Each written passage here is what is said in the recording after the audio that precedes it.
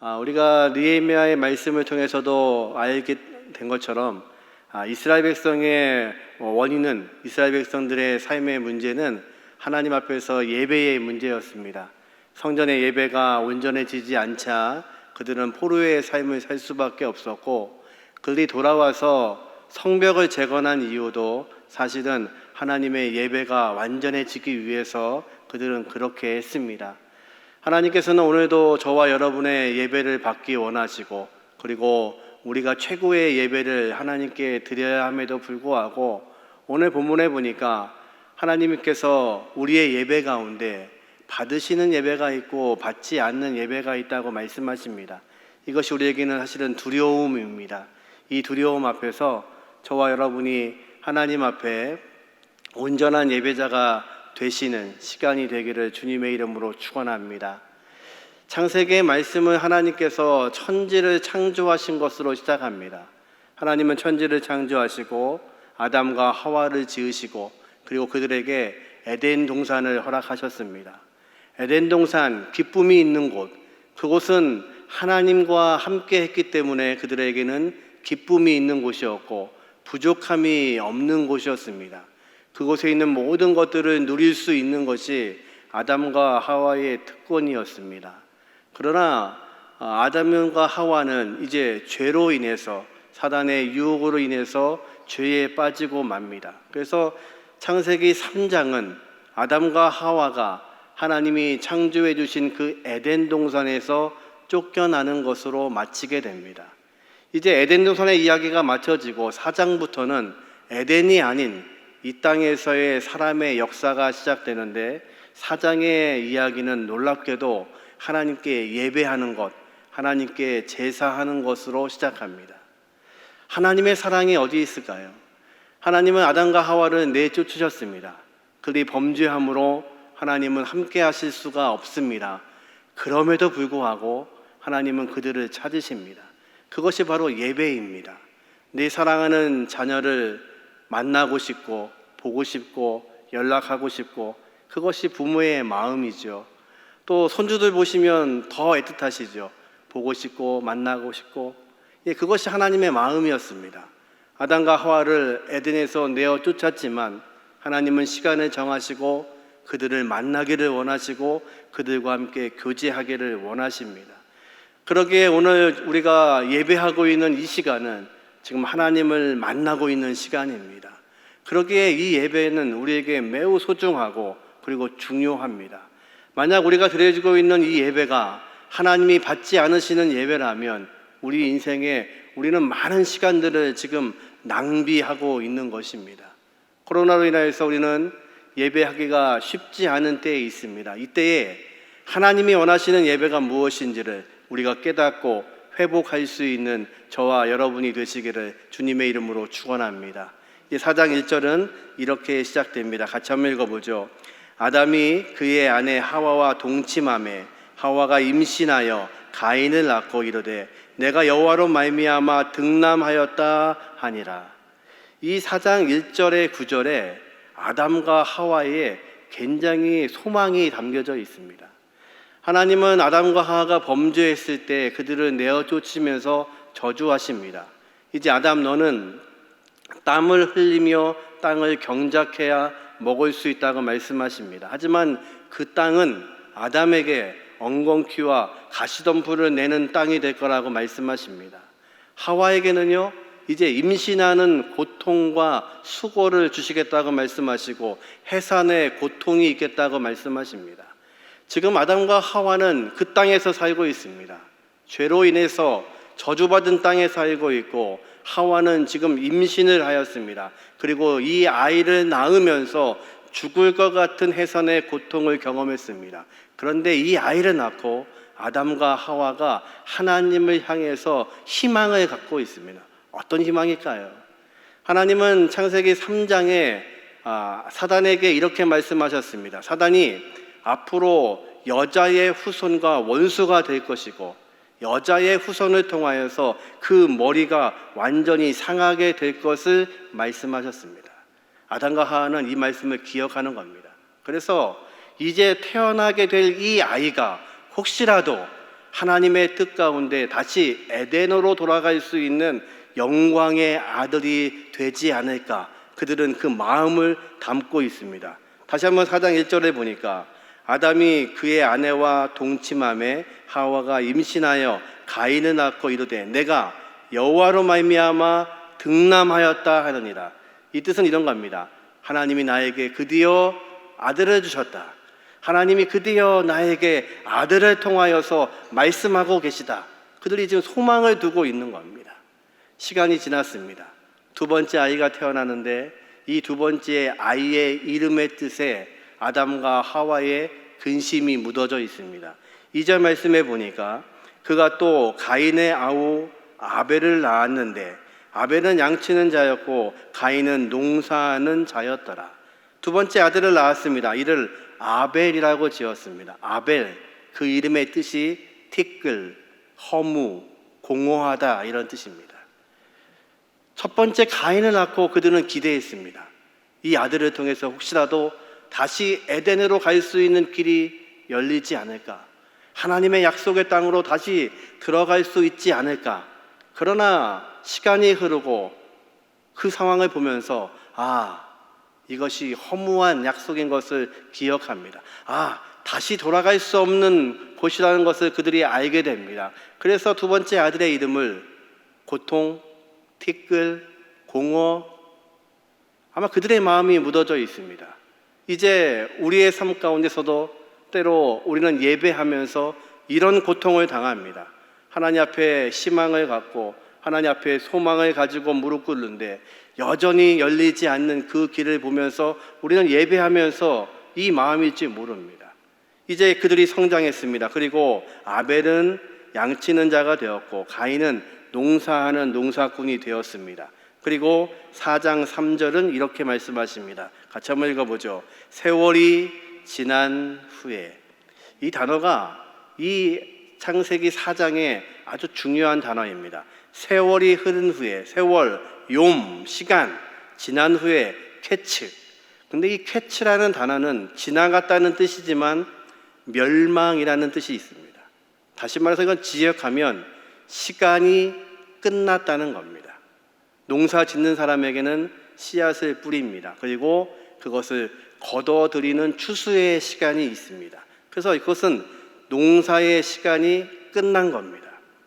양을 치는 사람은 양을 통해서 새끼를 낳고 그리고 농사가 마무리됩니다. 시간이 끝나는 시간이 있습니다. 가인과 아벨이 각자의 농사와 양을 치면서 그 절기가 끝났습니다. 추수할 때가 다가왔습니다. 시간이 맞춰졌습니다. 저와 여러분의 인생에서도 우리가 하나님께 드리는 이 예배가 맞춰질 때가 있습니다. 끝나는 때가 있습니다. 그것은 어찌할 수 없습니다. 하나님이 우리를 부르시면 이 땅에서의 예배는 언젠가 끊어지게 됩니다. 사도 바울이 디모데 후서를 기록하면서 마지막 쓴 그 서신에 이렇게 기록합니다. 내가 벌써 관제와 같이 부어졌으니, 즉 예배를 의미하는 겁니다. 관제, 부어서 드리는 예배가 예배의 마지막 장면입니다. 사도 바울은 지금 본능적으로 알고 있습니다. 내가 지금 이 감옥에서 이제는 살아나가지 못하고 여기서 죽어서 순교하게 될 것을 그는 알았습니다.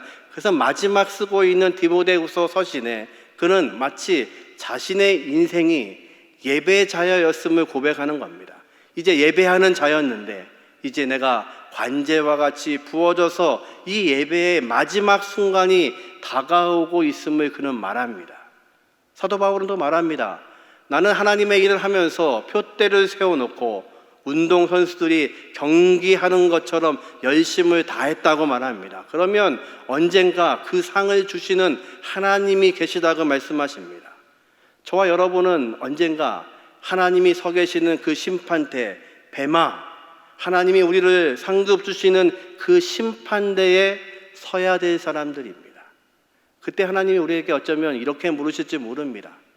오늘 예배를 준비하면서 아침에 집에서 나오면서 저에게 이렇게 물어봤습니다. 오늘 드리는 예배가 하나님께 몇 번째 예배가 될까? 근데 그 순간 하나님이 저에게 이렇게 물으시는 것 같습니다. 네가 나한테 몇 번 예배했는 게 중요한 것이 아니라 그 예배를 내가 몇 번 흠양했는지가 더 중요하다.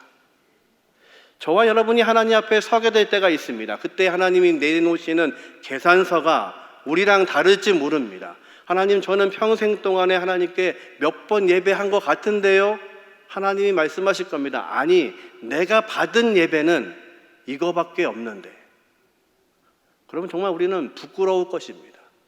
그래서 우리는 이 예배가 중요합니다. 언젠가 맞춰질 예배, 영원히 하나님의 나라에서는 그 예배가 연장되겠지만 우리가 살고 있는 이 땅에서 우리의 삶이 마치는 그 순간 우리의 예배도 마치게 됩니다. 그러나 이 예배가 내가 드리는 것만이 아니라 하나님이 받지 않으시는 예배라면 우리에게는 곤란한 문제가 생깁니다. 이제 창세기 4장 첫 번째 인간의 역사의 문제는 하나님이 받으시는 예배와 받지 않은 예배에 대해서 말씀하십니다. 이 예배의 말씀을 통해서 저와 여러분의 예배가 하나님 앞에 흠양되는 예배가 되시기를 주님의 이름으로 축원합니다. 이제 가인과 아벨이 하나님 앞에 제사를 드립니다. 예배를 드립니다. 4장 3절 후반절입니다. 같이 한번 읽어보죠. 가인은 땅의 소산으로 제물을 삼아 여호와께 드렸고, 4절입니다. 아벨은 자기도 양의 첫 새끼와 그 기름으로 드렸더니 여호와께서 아벨과 그의 제물을 받으셨으나, 중요한 것은 지금 하나님께서 아벨과 가인의 제사를 받으시는데 그 제사의 앞에 이름이 먼저 등장합니다. 하나님은 우리의 제물을 먼저 받으십니까? 아니면 우리 자신을 먼저 받으십니까? 우리 자신을 먼저 받으십니다. 분명하게 성경은 그렇게 말씀하십니다. 아벨과 아벨의 제물, 가인과 가인의 제물이라고 하나님은 분류하십니다. 하나님은 예배의 그 시간, 그 환경, 그 제물에 먼저 관심 있는 게 아니시고 먼저 그것을 가지고 오게 된 모든 배경에 있는 우리의 인생을 먼저 보십니다. 여러분은 오늘 어떤 예배를 드리고 계십니까? 정확히 얘기하면 예배는 오늘 이 시간이 아니라 지난 주일 여러분이 이 예배당을 떠나시는 시간부터 오늘 다시 여러분이 앉아 계신 그 자리에 앉으시는 시간까지가 사실은 예배이었습니다. 하나님이 가인을 보시고 하나님이 아벨을 보셨다는 말씀은 바로 그 삶을 보셨다는 것입니다. 그러면서 하나님께서 원하시는 예배는 우리의 재물과 이 시간이 아니라 먼저 우리의 삶이 어땠냐는 것입니다. 그 어땠냐는 것이 재물의 모양으로 등장하게 됩니다. 놀랍게도 이 두 사람의 재물을 보면 한 사람에게는 재물에 대한 수식어가 붙어 있고 한 사람에게는 수식어가 붙지 않습니다. 먼저 가인의 제사입니다. 4장 3절에 보니까 가인은 땅의 소산으로 재물을 삼아 여호와께 드렸고, 농사 짓는 자였으니까 그는 추수를 하고 창고에 모든 것들을 쌓아 놓았습니다. 그리고 땅의 소산 중에 창고에 있는 것들 중에 하나를 가지고 하나님께 예배를 드립니다. 그 재물이 문제가 있거나 흠이 있거나 이런 말씀이 아닙니다. 좋은 것으로 들었을 겁니다. 그런데 그 재물에는 다른 수식어가 붙지 않습니다. 그런데 아벨의 제사에는 수식어가 등장합니다. 4절 말씀을 다시 보면 아벨은 자기도 양의 첫 새끼와 그 기름으로 드렸더니 그 제물에 수식어가 붙습니다. 어떤 거냐면 양의 첫 새끼. 양을 드렸는데 그 양은 어떤 거냐면 암양이 낳았던 첫 번째 새끼입니다. 여러분 질문하죠. 이 암양을 키웠습니다. 정성을 들여서 키웠습니다. 아마도 새끼 때부터 키웠겠죠. 그래서 이 암양이 임신할 때가 되고 새끼를 베었습니다. 그리고 첫 번째 새끼를 낳았습니다. 이 첫 번째 새끼는 이 암양에게 일생에 한 번 있는 사건입니까? 아니면 여러 번 있는 사건입니까? 한 번밖에 없는 사건입니다. 첫 새끼니까요. 이 이야기는 무슨 얘기냐면 지금 아벨은 하나님께 드리는 제사를 준비하기 위해서 어릴 때부터 이 양을 키웁니다. 키우면서 마음을 다하는 겁니다. 정성을 다하는 겁니다. 그리고 그 양이 커서 이제 새끼를 뵐 때가 되었습니다. 그리고 새끼를 베었습니다. 그리고 첫 번째 새끼를 낳았습니다. 그 새끼를 하나님께 드리는 겁니다. 만약 이 양이 더 이상 임신하지 못하고 새끼를 갖지 못하면 그는 그의 농사를 망치는 겁니다. 그러나 이 아벨의 제사는 믿음을 가지고 가장 좋은 것, 내 정성이 다 들어간 내 삶의 모든 것이 드러난 그것을 예물로 가지고 온 겁니다.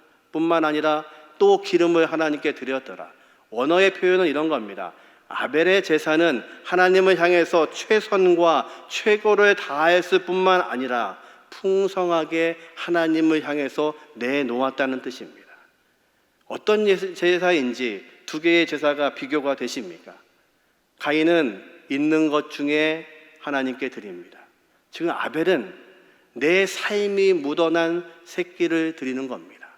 이 얘기는 하나님이 우리에게 보시는 것은 재물, 지금 이 시간이 아니라 지금까지 우리가 예배하기 위해서 나왔던 시간 모든 것들을 하나님이 보고 계시다는 겁니다. 하나님이 그걸 찾으시는 겁니다. 아벨의 제사를 받으시는 이유는 한 가지입니다. 아벨의 제사의 그 제물에는 아벨의 마음이 녹아져 있습니다. 내 삶을 다하는 열정, 그 눈물과 땀방울이 그 제물에 묻어져 있는 겁니다. 그것을 하나님이 흠양하시고 받으시는 겁니다. 이 말씀을 히브리서 11장에는 믿음의 사람들을 기록하면서 아벨의 제사를 기록해 놓았습니다. 11장 4절을 같이 한번 읽겠습니다. 믿음으로 아벨은 가인보다 더 나은 제사를 하나님께 드림으로 의로운 자라 하시는 증거를 얻었으니 하나님이 그 예물에 대하여 증언하심이라. 지금 아벨이 드리고 있는 이 제사는 어떤 정성을 드리고 있는 게 아닙니다. 여러분, 예배는 정확히 말해서 정성을 드리는 게 아니라 내 믿음을 드리는 겁니다. 그래서 히브리서 11장에는 아벨은 지금 어떤 예배를 드렸냐면, 어떤 제사를 드렸냐면 믿음으로 예배를 드리고 있습니다. 믿음으로 제사를 드리고 있습니다. 그것이 하나님 보시기에 더 나은 제사라고 하나님이 말씀하시는 겁니다. 그리고 하나님이 말씀하시기를 그 제물을 내가 증거한다, 보증할 수 있다.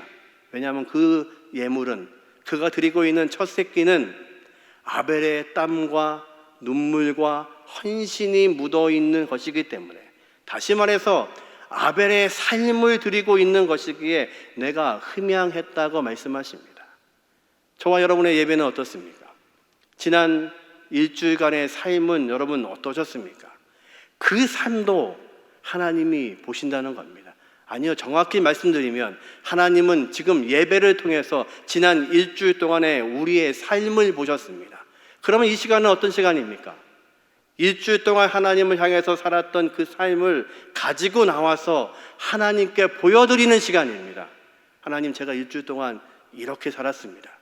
하나님을 위해 살려고 노력했는데 넘어질 때도 있었고, 그리고 내 눈물이 있었고 내 아픔이 있었습니다. 여전히 하나님께 예배하고 있지만 내가 풀리지 않는 이 문제 때문에 고통스럽고 억울하고, 그리고 어디에 하소연할 수 없지만 하나님을 바라보며 한 주간을 살았습니다. 그것이 하나님께 드리는 예물이셔야 됩니다. 그 예물을 하나님이 받으시는 겁니다. 하나님이 그것을 흠양하시는 겁니다. 그것이 아닌 가인처럼 내 인생은 내 것이고 그 중에서 하나님을 향해서 이 시간만을 구별하고 있다면 하나님은 가인을 보시고 그의 삶을 보시고 그 예물을 받으실 수 없는 겁니다. 이 문제가 우리에게 해결되지 않는다면 우리는 앞으로 얼마나 많은 예배를 드릴지라도 하나님이 받으실 수 없는 예배를 드릴 수 있다는 겁니다.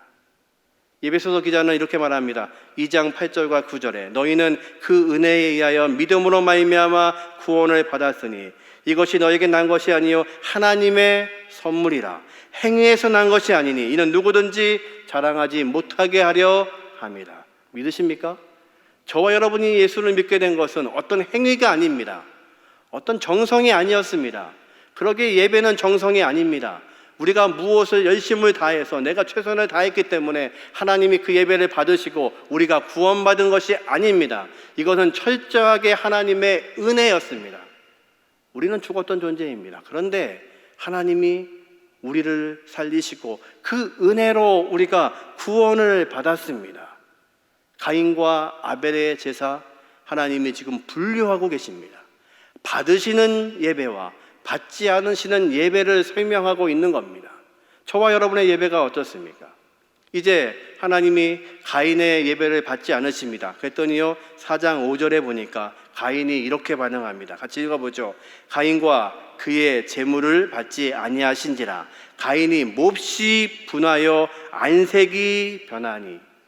옛날 개역 성경에는 예배를 받으신다는 그 표현을 연락하다라고 기록했습니다. 하나님이 가인의 제사를 연락하지 않으시고 아벨의 제사를 연락하셨습니다. 연락한다는 뜻은 받으신다는 뜻도 있는데 또 하나의 뜻이 살펴보신다는 뜻이 있습니다. 그 번역이 사실은 조금 더 정확한 번역입니다. 하나님은 우리의 예배를 받으시지만 우리의 삶을 살피십니다. 가인의 예배를 안 받으신 이유는 가인의 삶을 살펴보신 겁니다. 그런데 그 문제로 인해서 그의 얼굴에 안색이 변했습니다. 그리고 하나님을 바라보지 않고 있습니다. 요한일서 3장 12절에는 이 가인의 예배를 이렇게 표현하고 있습니다. 같이 한번 읽어보죠. 가인같이 하지 말라. 그는 악한 자에게 속하여 그 아우를 죽였으니 어떤 이유로 죽였느냐? 자기의 행위는 악하고 그의 아우의 행위는 의로움이라. 그 가인처럼 살지 말라고 하시면서 그는 악한 자에게 속해 있답니다. 다시 말해서 저와 여러분은 어딘가에 속해 있습니다. 오늘 이 예배도 가인의 예배에 속해 있든지 아벨의 예배에 속해 있습니다. 그런데 우리는 놀랍게도 이 본문을 읽으면서 이 말씀을 들으면서 나는 가인이 아니라고 생각합니다. 아닙니다. 우리가 가인입니다. 제가 가인입니다. 우리는 원래 가인에게 속했던 사람들입니다. 우리는 죄로 인해서 죽었던 자들입니다. 우리는 하나님을 멀리했던 자들입니다. 아담과 하와가 하나님 앞에 범죄함으로 하나님부터 분리될 수밖에 없었고 하나님이 창조하신 그 영원한 곳 에덴에서 쫓겨날 수밖에 없었습니다. 그 순간부터 저와 여러분은 가인에게 속한 악한 자였습니다. 그런데 하나님의 놀라우신 은혜로 우리가 예수 그리스도를 은혜로 말미암아 우리가 믿음으로 말미암아 입술로 고백함으로 말미암아 하나님의 자녀가 되었습니다. 그것이 우리에게 믿음이고 우리에게 은혜입니다. 여러분, 예배의 동기는 열심을 다하고 정성을 다하는 게 아닙니다. 믿음으로 나오는 겁니다. 지금 가인과 아벨은 그 믿음을 하나님이 보시는 겁니다.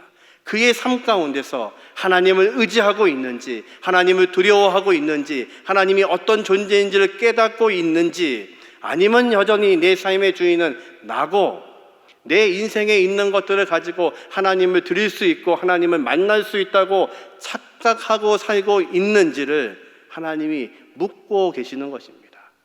인류의 땅에서의 첫 번째 창세기 4장의 역사는 하나님이 받으시는 예배와 받지 않으시는 예배로 분리되고 있습니다.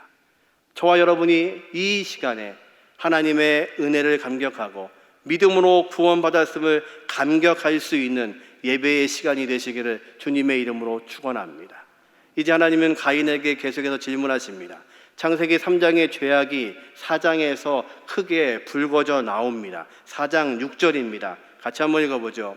여호와께서 가인에게 이르시되 내가 분하여 함은 어찌 됨이며 안색이 변함은 어찌 됨이냐.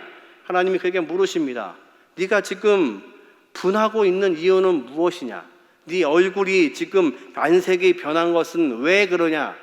안색이 변하다는 뜻은 이런 겁니다. 하나님께로부터 얼굴을 돌리다라는 뜻입니다. 아담과 하와가 범죄하고 하나님이 아담을 찾으십니다. 아담이 하나님을 두려워하여 숨습니다. 하나님의 얼굴을 피하는 겁니다. 지금 안색이 변했다는 것은 내 예배를 받지 않으시는 하나님 때문에 내가 하나님으로부터 고개를 돌리고 있는 겁니다. 사실은 이것이 인류의 문제입니다. 우리 인생의 문제가 하나님이 우리를 찾으심에도 불구하고 여전히 고개를 돌리고 있는 겁니다. 다른 쪽을 바라보고 있는 겁니다. 그래서 하나님의 말씀을 듣지 못하는 겁니다. 지금 이 가인의 첫 번째 죄는 뭐냐면 내가 짓고 있는 이 죄가 무슨 죄인지를 알지 못하는 겁니다. 어떤 목사님이 설교를 하시는데 그 설교를 듣다가 이해가 안 되는 그 구절이 있어서 제가 적었습니다. 적고 다시 읽어보니까 이해가 되기 시작합니다. 이렇게 말씀하시는 겁니다. 현대 그리스도인들은 교회에 와서 예배 드리면서 회개를 하는데 회개하는 진짜 이유는 뭐냐면 내가 지금까지 일주일 동안 지은 모든 죄를 오늘 다 여기서 털어놓고 내일부터 더 큰 죄를 짓기 위해서 회개한답니다. 마음에 찔리시는 분이 계시죠? 우리가 때로는 예배를 그렇게 드립니다. 지난 일주일 동안에 알고 지은 죄, 모르고 지은 죄. 하나님, 이 죄가 내 죄 항아리에 꽉 차면 하나님 진노하실 거니까 이 주일날 와서 이것을 비웁니다. 하나님 용서해 주십시오. 하나님 용서하시죠. 근데 목적은요, 다시 이 죄의 항아리에 더 나쁜 죄를 짓기 위해서. 죄가 얼마나 즐겁고 기쁜 일입니까? 죄가 악한 얼굴로 오지 않습니다. 그러기에 우리가 살고 있는 이 세상에서 죄를 짓는다는 것은 즐거움이고 기쁨입니다. 그래서 오늘 하나님 앞에 예배 드림으로 지난 일주일 동안 죄는 전문용어로 퉁쳐버리고 다시 내일부터 더 즐거운 죄를 위해서 살기 위해서 회개한답니다. 여기 계신 분은 그런 분이 안 계시겠죠. 지금 하나님께서 가인과 아벨을 보십니다. 가인의 얼굴이 변해 있습니다. 하나님께 그 얼굴을 돌리고 있습니다. 그래서 하나님은 그를 향해서 말씀하시는 겁니다. 네가 지금 왜 화를 내고 있느냐? 네 죄가 무엇인지를 알지 못하고 또 하나의 문제가 있습니다. 4장 7절입니다. 같이 한번 읽어보죠.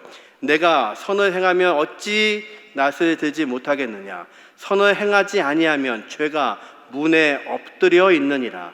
죄가 너를 원하나 너는 죄를 다스릴지니라. 하나님 말씀하십니다. 저 문 앞에서 죄가 너를 기다리고 있다. 사도 바울은 이 말씀을 이렇게 표현했죠. 사단이 우는 사자처럼 우리를 노리고 있다고 말합니다.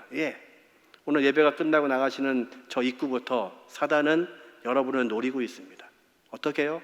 다시 그 죄로 빠져들게 하기 위해서, 하나님의 만난 그 은혜를 없애기 위해서, 그 은혜 가운데서 벗어나게 하기 위해서, 그래서 죄의 성품으로 살게 하기 위해서 끊임없이 우는 사자처럼 달려듭니다. 하나님이 가인을 보시고 그렇게 말씀하시는 겁니다. 네가 지금 죄가 무엇인지를 모르고 네 삶을 나에게 드리지 않으므로 내가 그 예배받지 않은 것으로 얼굴을 돌리고 있는데 내가 바라는 게 있다. 너는 그 죄가 문 앞에 기다리고 있는데, 죄가 너를 원하고 있는데, 내가 원하는 것은 너는 죄를 다스릴지니라. 그 죄를 다스리고 있지 못하는 겁니다. 그래서 그는 범죄함에 빠집니다. 그 범죄함이 4장 8절의 결론입니다. 같이 한번 읽어보죠. 가인이 그의 아우 아벨에게 말하고 그들이 들에 있을 때에 가인이 그의 아우 아벨을 쳐 죽이느니라. 죄를 다스려야 함에도 불구하고 그는 죄가 무엇인지도 모르고 이 죄를 계속해서 짓기 위해서 다스리지 못하고 죄로 인해서 자신의 동생을 죽이는 일에 가담하게 됩니다. 놀랍게도 인류 첫 번째 살인사건은 제사, 하나님께 예배함으로 생긴 일입니다. 그런데 그 본문에 보니까 아벨에게 말하고, 여러분 성경책 밑에 보시면 거기에 일이라고 써 있을 겁니다. 다른 번역에는 이렇게 되어 있습니다. 아벨에게 들러 가자고 유인하여, 이렇게 되어 있습니다. 다시 말해서 이 말씀은 가인이 저지르고 있는 이 살인사건은 우발적인 것이 아니었다는 겁니다. 계획적으로, 고의적으로, 의도적으로 그를 유인해서 죽이려고 했던 목적입니다. 사단이 그의 마음에 들어간 겁니다. 사단은 왜 지금 아벨을 죽여야만 합니까? 하나님의 말씀하신 것처럼 이 여자의 후손을 통하여서 올 그것을 통해서 사단이 무너짐을 알고 있습니다. 하나님은 하나님의 예배를 받고 있는, 하나님께 온전한 예배를 드리고 있는 아벨을 통해서 일하실 것을 사단은 알고 있는 겁니다. 그래서 가인을 충동질하여 이 예배의 문제로 그 가인이 아벨을 죽이는 겁니다. 그런데 놀랍게도 히브리서 11장에는 이 표현을 이렇게 말씀하십니다. 히브리서 11장 4절 후반전에 보니까 같이 한번 읽어보죠. 그가 죽었으나 그 믿음으로써 지금도 말하느니라. 누가요? 아벨이요. 아벨은 그때 죽었습니다. 그러나 그는 죽은 것이 아니라 믿음으로 오늘도 말하고 있다. 어떤 믿음입니까? 하나님을 향하고 있는 그 믿음으로 여전히 그 아벨은 살아있다는 것입니다. 하나님의 역사는 그렇게 끝나지 않았습니다. 하나님은 셋이라는 아들을 통하여서 하나님의 인류의 역사를 진행해 가십니다. 그리고 메시아 예수 그리스도를 우리에게 허락하십니다. 사단이 그를 십자가에 못 박았으나 그것으로 끝나지 않았습니다. 그분은 부활하고 승천하셔서 우리의 주인이 되어주시고 말씀하신 것처럼 그 사단의 머리를 꺾으신 분이 예수 그리스도이십니다. 왜 예배가 중요한지 우리는 깨달아야 됩니다. 이 예배는 바로 다른 것이 아니라 바로 이 시간을 통해서 하나님의 은혜를 보는 시간입니다. 하나님, 내 삶을 예배로 보신다면 지난 일주일 동안 여전히 하나님 말씀대로 살지 못했습니다. 하나님 말씀하신 대로 사랑해야 되고 용서해야 되고 더 많이 베풀어야 되는데 그렇게 살지 못하고 나를 위해서 살았고 여전히 내 이불을 위해서 내 삶을 위해 살다가 오늘도 지쳐서 이곳에 왔습니다. 그게 우리 인생입니다. 그러나 놀랍게도 이 자리에 다시 앉는 순간 우리에게 보이는 것은 예수 그리스도의 십자가입니다. 그 십자가에서 우리가 할 수 없기에, 우리는 감당할 수 없기에 예수 그리스도께서 거기에서 죽으심으로 그 보혈의 공로로 저와 여러분이 구원을 얻었습니다. 그것이 은혜입니다. 그러게 예배는 다른 시간이 아니라 하나님이 나에게 허락하신 그 십자가를 다시 붙잡고 나를 허락하신, 나를 용서하신 그 은혜에 감격하는 것이 바로 저와 여러분이 드릴 예배인 것을 믿으시길 주님의 이름으로 축원합니다. 우리는 참으로 예배하기 어려운 시대에 살고 있습니다. 그럼에도 불구하고 우리가 예배를 알아야 하는 이유는 이 예배는 언젠가 이 땅에서 우리가 마칠 때가 있습니다. 저와 여러분의 인생 가운데 하나님이 부르시면 우리는 하나님 앞에 설 수밖에 없습니다. 그때에 하나님은 계수하실 것입니다. 우리에게 상 주시기 위해서 우리의 예배를 점검하실 것입니다. 그런데 놀랍게도 우리가 드린 예배가 모두 하나님이 원하시는 예배가 아니었다면, 하나님이 흠양하시는 예배가 아니었다면 우리는 얼마가 될지 모르지만 이 땅에서 예배를 마칠 그것들을 기억하며 하나님이 원하시는 예배를 드려야 됩니다. 이것이 우리의 사명입니다. 이 예배에 대해서 우리가 함께 말씀을 나누면서 이 말씀을 통해서 주시는 말씀으로 우리가 온전한 예배의 사람이 되시기를 주님의 이름으로 축원합니다. 말씀을 마칩니다. 오늘 제목이 누구를 위한 예배인가? 여러분 결론 나셨습니까? 누구를 위한 예배입니까? 예배는 나를 위한 겁니다. 내가 살아나는 것이 예배입니다. 이 시간은 말씀을 앞에 붙잡고 내가 다시 살아나고 내 영혼이 살아나는 것, 그것이 바로 우리를 향하신 예배입니다. 그 예배가 되기 위해서 세 가지를 기억하셔야 됩니다. 첫 번째, 내 삶의 예배가 마치는 시간이 반드시 옵니다. 그것을 기억하셔야 됩니다. 그것이 언제일지 우리는 알지 못합니다. 그래서 오늘 드리는 예배가 중요합니다. 내가 하는 예배가 아니라 하나님이 받으실 수 있는, 하나님이 흠양하시는 예배가 되어야 됩니다. 두 번째, 예배의 동기는 믿음입니다. 우리는 예배를 정성을 다한다고 생각하지만 정성으로 우리의 어떤 행위로 예배하지 않습니다. 예배는 믿음입니다. 여전히 내가 믿음 없음에도 불구하고, 그리고 하나님을 의지하는 자들에게 말씀하시는 것을 믿고 나가는 것입니다. 아벨은 믿음으로 하나님께 예배함으로 그 예배를 하나님이 받으셨다고 성경은 말씀하십니다. 마지막으로 예배는 은혜의 자리입니다. 십자가를 만나는 시간입니다. 여전히 실패한 내 일주일의 삶의 예배 자리에서 내가 하나님 말씀대로 살지 못했음에도 불구하고 여전히 하나님 앞에 오늘 나와서 하나님과 다시 그 십자가를 바라보고 내 죄는 다시 그 십자가에 못 박고 하나님과 다시 새로운 약속으로 갱신하는 시간이 예배의 시간입니다. 오늘도 우리의 예배를 받기 원하시는 하나님이 저와 여러분의 하나님이십니다. 다시 약속하고 우리는 이 예배당 문을 나가게 됩니다. 우리가 예배당 문에 들어올 때에 가인의 마음으로 들어왔다 할지라도 이곳을 일어나서 나가실 때에는 아벨의 믿음을 가지고 나가셔서 나머지 일주일의 신앙의 삶이 다시 이 자리로 돌아오시는 시간까지 하나님의 놀라우신 은혜와 하나님의 예배를 살아가는 저와 여러분 되시기를 주님의 이름으로 축원합니다. 우리 자리에서 한번 다 일어나셔서 같이 찬송하기를 원합니다. 찬송하고 우리 기도하겠습니다.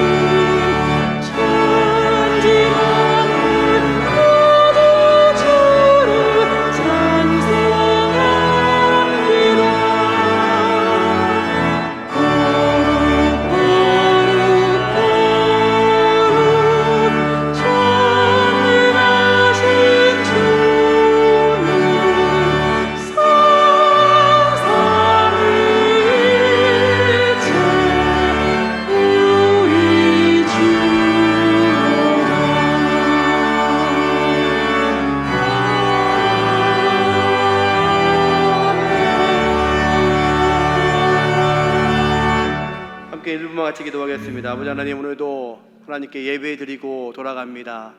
아버지 하나님, 우리의 예배가 가인의 예배가 되지 않게 하시고 삶의 예배, 아벨의 예배가 될 수 있도록 은혜를 더하여 주옵소서. 아버지 하나님, 이 문을 나가면서부터 하나님이 바라보시는 예배인 것을 믿습니다. 하나님, 우리의 삶의 예배를 온전히 드리게 하여 주셔서 다음 주에 우리가 이곳에 모였을 때에 하나님 앞에 우리의 삶을 드릴 수 있도록 은혜를 더하여 주옵소서. 합심해서 같이 기도하겠습니다. 언능하신 아버지 하나님, 감사합니다. 아버지, 오늘도 우리에게 예배를 말씀하시니 감사합니다. 하나님이 음미하시고 하나님이 받으시는 예배를 드릴 수 있는 하나님의 거룩한 공동체가 될 수 있도록 은혜를 더하여 주옵소서. 아버지 하나님, 우리의 예배가 마칠 때가 있음을 기억하게 하여 주시고 삶의 예배를 아버지 기대하시는 아버지 앞에 오늘도 이 예배의 장소를 나아가며 아버지 하나님, 우리를 통하여 이루실 하나님의 놀라우신 생각들을 볼 수 있도록 은혜를 더하여 주옵소서. 아버지 함께하여 주옵소서. 전능하신 아버지 하나님, 오늘도 예배를 마치고 예배당의 문을 나갑니다. 아버지 하나님, 삶의 예배를 바라보시는 아버지 하나님, 우리의 예배가 이제 한 주간 동안에 가인의 예배가 아닌 아벨의 삶의 예배가 되게 도와주옵소서. 다음 주일 이곳에 모였을 때에 우리의 삶의 모습들을 하나님께 드리게 하여 주심으로 그것을 보시고 하나님이 흠양하시는 예배가 될 수 있도록 인도하여 주옵소서.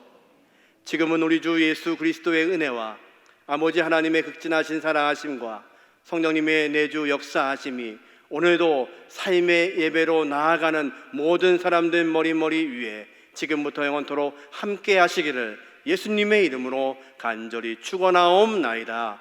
아멘.